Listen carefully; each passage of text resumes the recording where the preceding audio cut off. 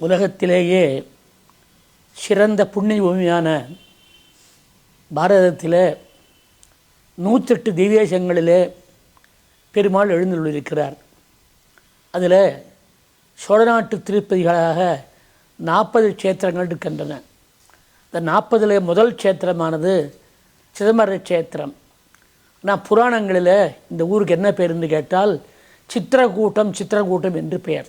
அங்கண்ணடு மதில் புடசூடையோத்து என்னும் அணிநகரத்துலகனைத்தும் விளக்கும் சோதி வெங்கதிரோன் குலத்துக்கோர் விளக்காய் தோன்றி விண்முழுதமுய்யக் கொண்ட வீரன் தன்னை செங்கண் நெடுங்கருமுகிலை இராமன் தன்னை திலகரு திருச்சித்திர கூட்டந்தன்னுள் எங்கள் தனி முதல்வனை எம்பெருமான் தன்னை என்றுகளோ கண்குளிரக் காணு நாளை என்று ஆரம்பிக்கின்றார்.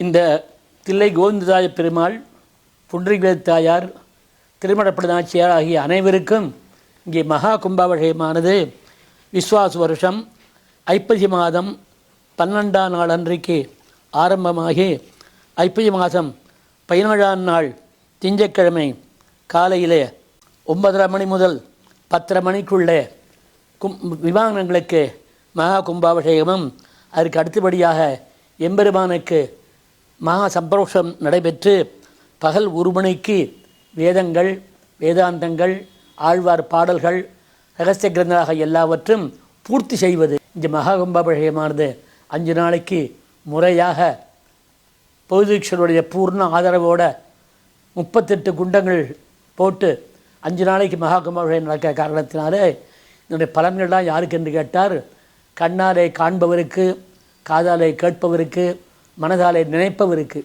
எல்லோருக்கும் எல்லா க்ஷேமமும் உண்டாக போகின்றது. உலகத்தில் உள்ள எல்லோருக்கும் எல்லா க்ஷேமம் உண்ண வேண்டும் என்று தான் இங்கே பிரார்த்திக்கிறோம். லோகா சமஸ்தா சுகினோ பவந்து என்று பிரார்த்தனை பண்ணுற வழக்கம்.